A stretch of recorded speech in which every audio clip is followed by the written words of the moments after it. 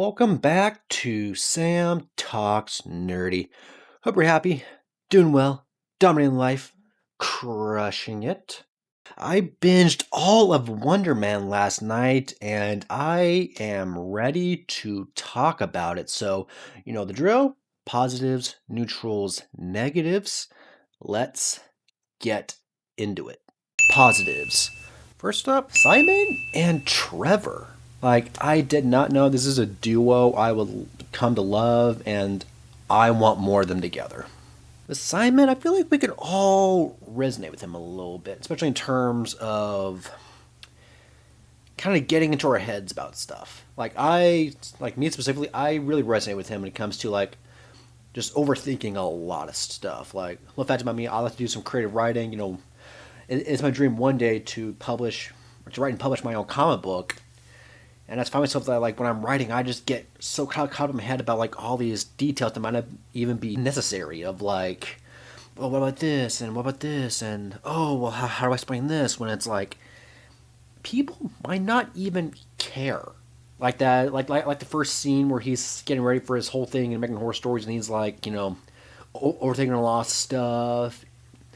It's like I'm watching, and I'm like, yeah, I get where he's coming from, but like again, does it really matter of the context between two characters' relationships, or if he should be packing whatever book he was talking about in the first episode? And I just, like I said, I love the chemistry between Simon and Trevor, of how, Trevor became sort of like Simon's teacher, his mentor, and his, first and only friend. And I love the parallels between them and the characters in Midnight Cowboy, and even the sort of in-universe relationship between Wonder Man and Doctor, what's his name? Barnaby. In the remake, I mean, because, there's the whole thing of, oh, what? Dr. Barnaby betrays Wonder Man, which is, of course, paralleling Trevor betraying Simon. And also, can we just reflect on Trevor for a second? Because, I mean, let's just think about this character's journey.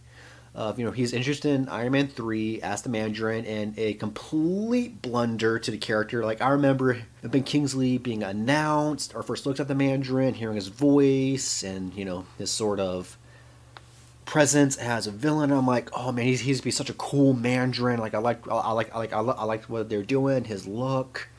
But then it's revealed that that's not the real Mandarin. It's just an actor playing the Mandarin. And of course, we would eventually get the Mandarin in Shang-Chi, though. Honestly, he didn't feel like the Mandarin. I mean, yeah, he had the 10 rings, but he wasn't called the Mandarin. He was called Wenwu. Well, actually, wait, what's called the Mandarin in the movie? I need to rewatch Shang-Chi to confirm that. Of course, so he starts off as, kind of a joke character, a letdown Iron Man 3, comes back in Shang-Chi as a pretty funny character, and then, of course, here he is now in Wonder Man, and he's sort of, I don't want to say he's redeemed himself, but I feel like a lot of people really like him now. Now, I'm not saying like Trevor's like a MCU MVP top 10 character, but I do think some people have turned around with this character.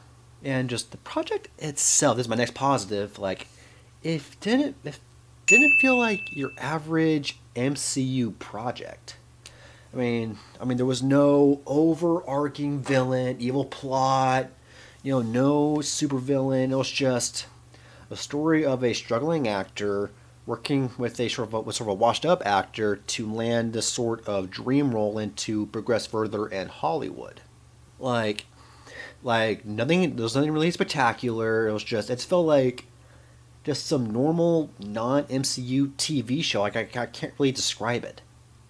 Like, take away Wonder Man, and take away the whole knowledge of Wonder Man being an MCU character, and even, Simon having powers, and this is just a show about, an actor trying to make his way in Hollywood.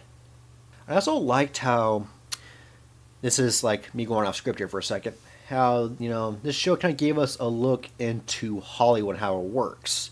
I mean, yeah, there's other shows that have done that, but I have questions about how things work in Hollywood. Like, for example, how what does an actor do if they have a idea for the movie or their character, like with Simon? Like, do they try to pitch it to whoever? Do they just not talk about it? And like, is it okay to do that? Because I mean, with Simon, you always see that he was doing it to a very excessive amount, to where he got kicked off of American Horror Stories because he was just holding up production because he was overthinking things. But it's just, this show kind of gave us a kind of cool little insight into Hollywood. And okay, for my next positive, it might be a bit of a wild card, but Doorman. So when I heard this character was joining the show, I was curious what role was going to play. Was it going to be another, metahuman, mutant, whatever, who was trying to make his way into Hollywood? But come to find out, he's why people with powers can't act. Which, by the way, rest in peace, Earth 616 Josh Gad. You won't be forgotten. Yeah, I really liked what they did with this character. And to be honest, like his episode, like I thought, like, oh man, this is gonna really kind of like ruin the pacing and feel really random. But honestly, his episode was probably my favorite of the season. Like, it felt like a really small Marvel special presentation about Doorman. And honestly, it could have been like on its own. It could have been just a real quick Marvel special about this one-off character who might not even return ever again. I liked how self-contained the show was compared to other Marvel shows. It's somehow connected to a movie or it's leading up to some other project. But with this, like, it was just very self-contained, more than Echo. Because with Echo, we had the Kingpin, Daredevil. Kingpin sort of trying to come back into being a criminal figure. But with this, it's just Simon being in Hollywood, trying to get a role in Wonder Man, trying to hide his powers from the DODC. And yeah, like there was no connection to the wider MCU. And there may be like a few verbal and visual references to like Captain America, Thor. Von Kovac's vision board had pictures of various characters for inspiration for his movie.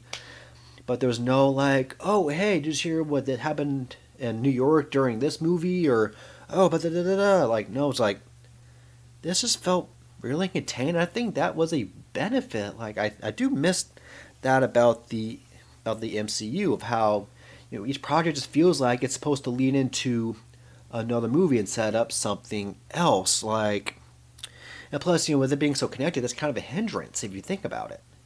I mean, look at Daredevil and Spider-Man, because right now in New York, it's a police state with Kingpin, but yet in Spider-Man Brand New Day, we get no reference to that at all. There's no anti-vigilante task force. There's no Wilson Fisk posters or anything. It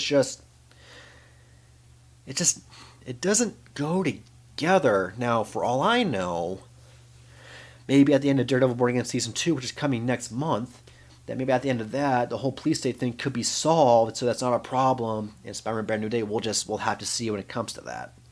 But I do think that Wonder Man just being its own little thing was a huge benefit to this project. And for my last positive, the ending to episode 8 I loved it. It was a feel-good kind of ending.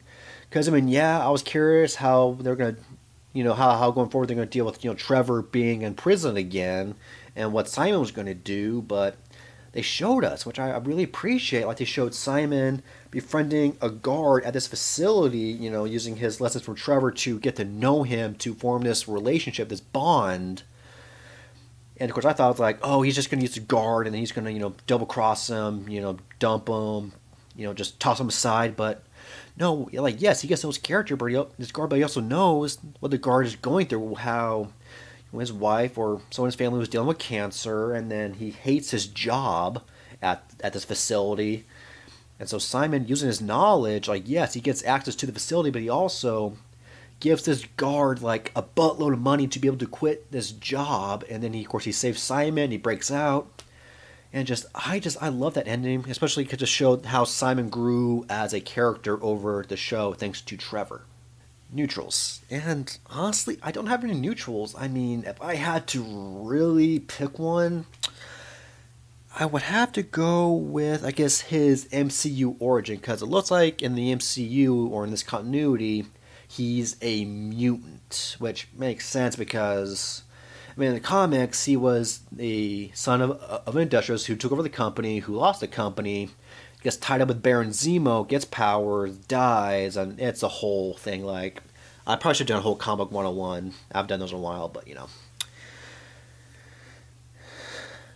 But yeah, it's like in this continuity, he's a mutant, which I do wish that maybe they kept his industrialist background, or at least gave it to his dad. But uh, I'm not like too upset about it. I guess one thing I could be upset about is his brother Eric, because in the comics he's the villain known as the Grim Reaper, and he was someone I was really excited to see come to the MCU because I fell in love with the Grim Reaper thanks to Earth's Mightiest Heroes. But it looks like Eric isn't really a villain in this continuity. He's more of just like a older brother, kind of hard on Simon, insurance agent or insurance guy. But I don't know, maybe the whole insurance thing is a cover to where he's actually working for the mafia or the magia in this case, and maybe in a further installment in the MCU we'll learn that he is the Grim Reaper. It's sort of a secret he keeps from his family. And lastly, negatives, and honestly just one: McCleary. Screw that guy. Well, I was actually screw the whole DODC, but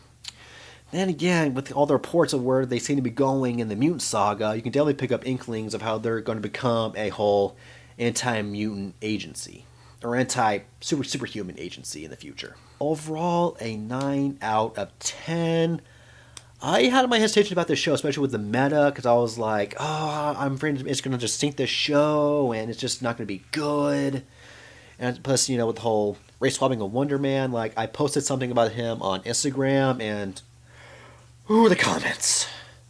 The comments were not pretty, which, I mean, I've kind of gotten used to that with my son on Instagram, but it still sucks to see. And honestly, I was kind of surprised that wasn't really addressed in the show of race swapping a character, but I cannot wait to see where Wonder Man goes in the future of the MCU. Because it feels like he and Trevor are now on the run from the DODC, so I mean Simon can't really be an actor.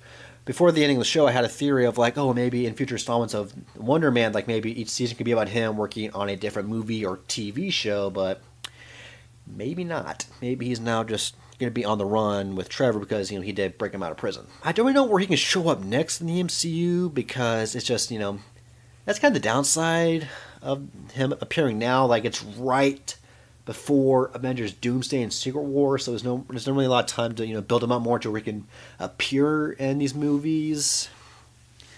So I will be curious to see where he goes in the future. Will he somehow make an appearance in one of the Avenger movies? Will they wait till after Avengers Secret Wars and Doomsday to do season 2, or will they just go straight to doing a West Coast Avengers movie? We will have to see. If you listen to this via my podcast on Spotify or Apple Podcasts, make sure to leave me a 5-star rating and a good review where you can. If you're watching me on YouTube, do the usual stuff of like, comment, and subscribe. And let me know in the comments, what did you think of Wonder Man? Did you love it? Did you hate it? What were your expectations? Where do you see Simon appearing next? Until next time, stay happy, stay well, stay healthy. I will see you or talk to you next time. Peace out.